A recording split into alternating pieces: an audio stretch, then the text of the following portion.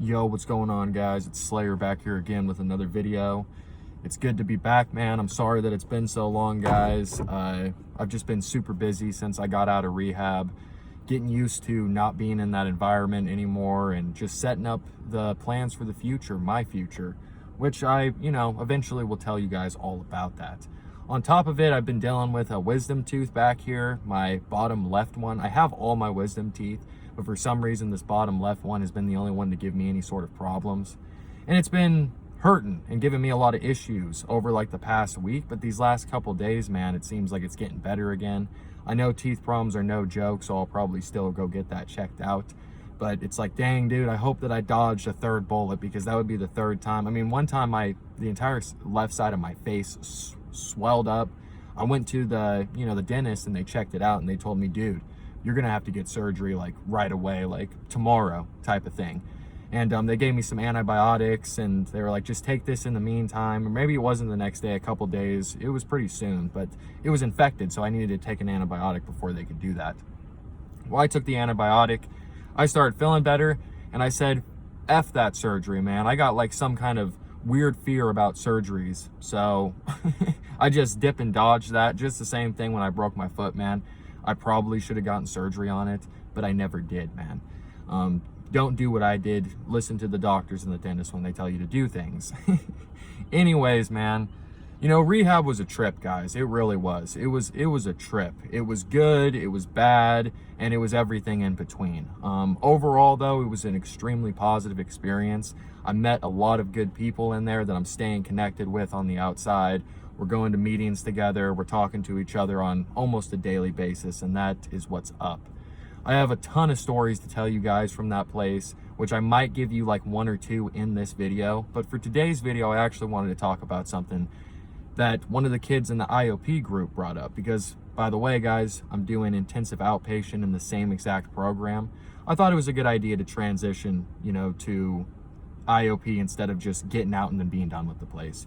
So I'm there for like 6 weeks. But there's this young kid. We had a couple youth when I was in the residential, which just means 18 years old or younger. And I felt so bad for these kids, man. They had to be escorted everywhere. But I gave them mad props. It's like, I definitely don't think that I don't think it would have worked for me at 18. I wouldn't have taken any of that seriously, and I would have gotten out and just continued to drink. I mean, I just begun my drinking at 18. There was no way I was going to stop at that age. But we have these youth, and a new youth just came into the residential. I had never seen him before, because it's a revolving door. Most of the people that I knew are gone, and they're not doing IOP. I'm one of the only people out of my 25, 30 people that were in there with me. I'm like one of the only ones doing IOP. So anyways, this kid in the IOP was talking about his drinking, and that he said that he just doesn't, that he's basically facing some jail time after he gets out of the rehab, which that completely sucks, man. I feel for you on that. But he basically said that at this point his drinking can't get any worse.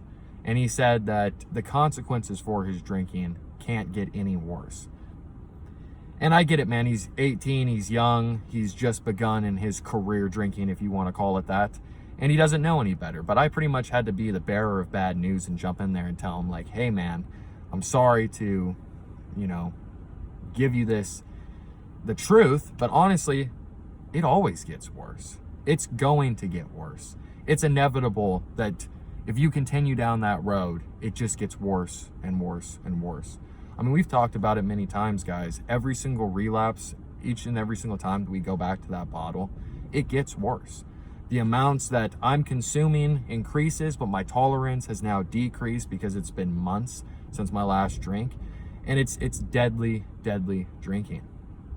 There were so many times in my life, the car crashes, the breakups, the being homeless for a short period of time, getting in trouble with the cops. You think that all of those things could be a rock bottom for somebody and should have woken me up. Did they? No. I just continued to drink. I just drank even harder because I have a serious, serious problem. And it's different for each and every single one of us. But none of those things woke me up. The withdrawals from hell, hallucinating, seeing demons, hearing things, shaking, sweating profusely, throwing up, you know, just being sick out of my mind, literally on death's doorstep with withdrawals. And I get out of that darkness, and I see the sunshine again. And what do? Well, it's been a week. I think that I can control it this time. I'll just have a couple drinks. But it's never a couple drinks, man. It's never been a couple drinks. 2 leads to 4, 4 leads to 8. And next thing you know, you're absolutely completely wasted. You're downing bottles left and right, and you're back in that vicious cycle once again. I remember being at parties, guys. I used to party a lot when I was younger, and I would drink way more than everybody else. These were early signs of my alcoholism that I just didn't see yet. But I would always drink way more than everybody else at the party. People would be passing out, and I'd be finishing their drink as they were passed out. I mean, I would always drink more. And what would sometimes happen is that I'd be drinking so much that I'd get sick. I'd get extremely sick. The room would start spinning. You know, if you're adding marijuana in on top of that, you guys know the spins. I mean, they're terrible. You're gonna get sick. And so I would go, you know, into a private place, go into the bathroom, or maybe go outside. A lot of the times I'd just take a step outside and go somewhere and just go throw up in a bush or something. But I'd get extremely sick. I'd lay there for about 15 minutes and contemplate my life decisions, like, what am I doing with my life? But as soon as that nausea kind of went away after being sick, I would just go right back to the party, crack open that, you know, that bottle or whatever it might be, and just start chugging and just start drinking like nothing ever happened. And I might do that twice in a night where I go get sick and return, but I'm definitely going to return and continue to drink until I pass out. At the beginning of my drinking, I didn't think any of this, man. You know, I thought in the beginning of my drinking, like having 4 or 5 shots was a lot of alcohol, but that quickly just went away. It got to the point where enough was never enough, and I always needed more. And to think that it's like it's not going to get any worse, it's only downhill from here. And I really want us all to remember that. You know, playing the tape forward, we talked about that a lot in rehab, and it's the truth. I really do, before I go out there and stop at the liquor store, stop at that Casey's gas station or whatever it might be, and pick up that $7.50 bottle of liquor, I need to play the tape forward. Like, where is this going to lead me? What is going to happen? Because so quickly, when we, if you're like me, I take that first drink, it's like a flash forward. Next thing you know, I'm laying in my bed, waking up, going into instantaneous withdrawal. Because once you start drinking to the point that I have a day, I can drink heavy for 1 day and I wake up and I'm in horrible withdrawal. And within a week, I need to be in a detox center. That's just how it is with my drinking. But that quick, man, I'm waking back up, I'm laying in my bed, and I'm right back in that vicious cycle again. I'm not eating for days on end. I mean, literally not days. This last relapse, I mean, I went days without eating. And I remember I ate some chicken noodle soup. I got some chicken noodle soup out. This was like after 4 days of no food at all. The only, you know, liquid that I've been consuming is hard liquor. And I was just so sick, man. I felt like but I knew that I had to eat. So I was forcing myself to eat a little tiny bit of chicken noodle soup. I took about probably 4 bites and I was like, that's good enough. I'll go back to drinking the liquor. I mean, losing weight. I lose weight so fast when I'm drinking. Again, because I'm not eating. And I don't put weight on easily nowadays. I just don't. I think, honestly, it's some kind of something from the drinking that's done this to me. But like, I'll lose so much weight and it takes me so long to gain it back. I'm just now starting to put my weight back on. I mean, it's taken me this long to finally start to put some weight on. And I'd be laying there, though, a lot of the mornings when I'm in these relapses or in these binges, and I'm seriously wondering if I'm going to die. I seriously am wondering, it's like, is my body just going to shut down? Am I going to go into liver failure and this is going to be it for Slayer? No more videos, no more, you know, hanging out, no more talking to God in this world, no more nothing. This is the end. I mean, is this really going to be the end of my legacy? And I know so many of you guys are in that vicious cycle right now, because a lot of the times the only energy that I would have is to be able to maybe put a YouTube video on. And a lot of the times I didn't even have the energy to do that. I would just have my phone somewhere. Maybe I took it, I put it away. I don't even want to see anybody's text. And a lot of the times I'd get on there and I would have sent something blackout drunk, completely blackout drunk. I sent all these random text messages to all these people that I really didn't want to talk to. And it's never anything good, man. It's always bad. And probably on top of it, I've lost now maybe 1 or 2 relationships because of my stupidity. Maybe I liked a chick. Maybe I was talking to a good girl. And next thing you know, I decide to relapse, and all that is down the drain. It's ruined. I've ruined it because of my drinking. And maybe I just continue that cycle till I'm back on the streets again and homeless. And I'm trying to get a hold of people. Yo, can I come sleep on your couch?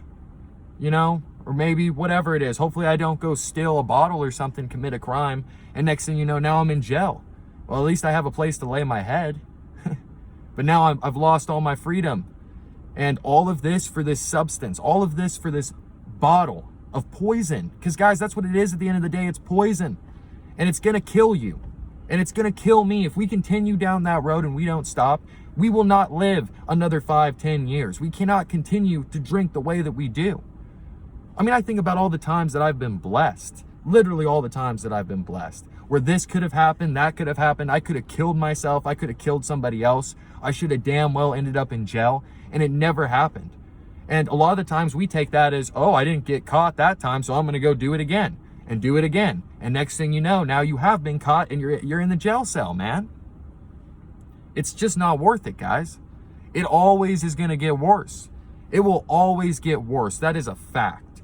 You can ask anybody that's been through this, that's been through the deep, dark abyss of alcoholism, and they will tell you straight up, man, it can and will get worse. And it will get to the point where you've lost so much of yourself and you've lost everybody around you and you have nothing to your name to sometimes realize that it's like, wow, this really isn't worth it. And sometimes people never get it. Sometimes we're so far gone that we never make a comeback. And then we die in our drug addiction. And that is no way that I want to go out. That's no way that I want anybody to go out. You know, there was people inside the rehab center that I didn't care for. I'm just going to be honest. People that really irritated me.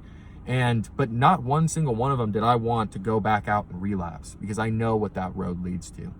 It's death, destruction, homelessness, being in a hospital, being in prison. That's where that road leads to, guys.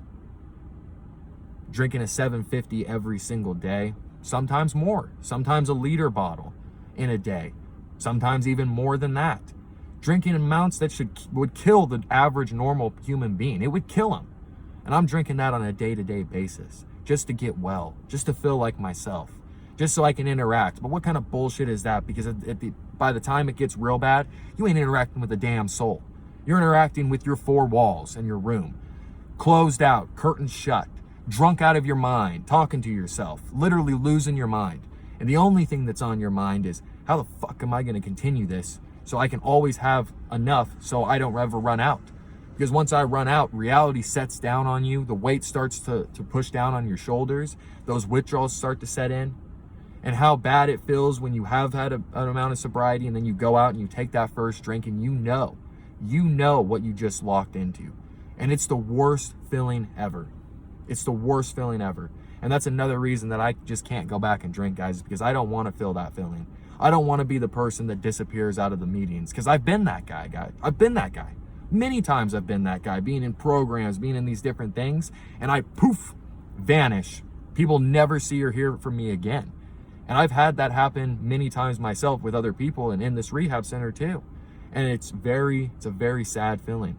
And those people right now that decided to go back out there and relapse from my rehab, they're realizing right now, if they already haven't, and I'm sure they already knew, it did get worse. And they're going downhill. And it only gets worse, man. So with that said, guys, I just wanted to hop on here and give that message real quick. I also wanted to hop on here and just talk to you guys for a minute because it's been too long. I wanted to bring this up, man. You know, for a long time, I was totally against this, but I've had multiple people ask me, message me, DM me, and ask me if they could send me some money. That's not what this channel is about. It's really not. That's why I never put ads on my YouTube videos or anything like that, because I don't care about making money, guys. I just don't. I started this YouTube channel to help people stay sober, get sober, help myself. But since so many people have asked, I thought, well, you know what? I'll make a Cash App. That way that if anybody wants to send me some money, they can do it. It doesn't have to be in your face. I'm not even gonna bring it up again after this video.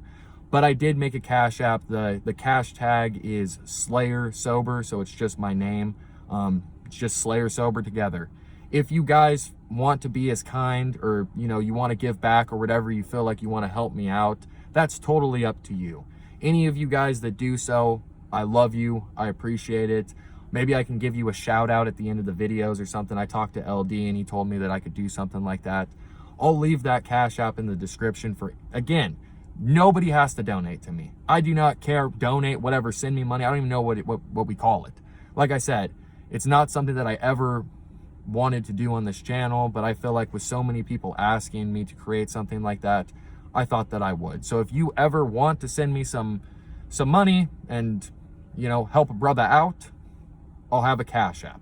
And if not, I love you. If so, I love you. Do not feel inclined to do it. I will not be setting up ads on my YouTube videos. It's like I said, it's just not something that's really important to me. Rehab, man, I have many stories to tell you guys about it. I was in there with some absolute characters. I was in there with some people that I can truly say that I love and care about. And I was in there with some people that I don't care if I ever see them ever again in my entire life. A lot of crazy shit happens in rehab. There was people getting sexed down. People were having sex in this rehab center. Yeah, it didn't happen a lot, but it did happen. I was offered by a couple people in there, a couple of the ladies that were in there. There was some people that got kicked out. One of these guys lost it. He went and got a tooth pulled, and when he came back, the doctors wouldn't give him his Oxycontin that the hospital was giving him, and he totally lost it. He started throwing chairs, threatening people, and he got kicked out. There was a whole bunch of craziness that went down, and I'm going to tell you guys all those stories. And I'm going to tell you some stories in the next video. That's 100% what the next video is going to be. I also just want to tell you guys about how rehab was and what I learned there and what I'm going to apply to my everyday life and the plan moving forward. Yeah, man, life isn't perfect, but life is a dang lot better than just a couple months ago when I was wrapped up in that chaos. It feels good not to be drinking. It feels good to be on a positive road, and it feels good to be back here with you guys on YouTube. I truly do love and care about each and every single one of you. I have not forgotten about you guys. There's not a day that goes by that I don't think about you guys. I know that I'm behind on emails. I'm behind on Instagram messages and all that stuff. I'm even behind on the comments, guys. Just give me some grace, give me a little bit of time, and just realize that I'm working on my sobriety and I'm working on setting up this game plan so I can have long-term sobriety. Because I'm a master at getting sober, man. I really am. I've done it about 1,000 times. But it's the staying sober for me that's the hard part. So with that said, guys, I love all of you. Shout out to every single one of you guys. I will be back real soon. No more 9-10 days waiting out for a video. That's ridiculous, guys.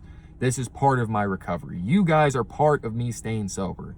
And yeah, guys, with that said, I love you guys so much. Enjoy the beautiful weather wherever you are. And I will be back real soon. Please, please stay safe, stay sober. Realize that one drink leads to 1,000 and it's never going to be enough.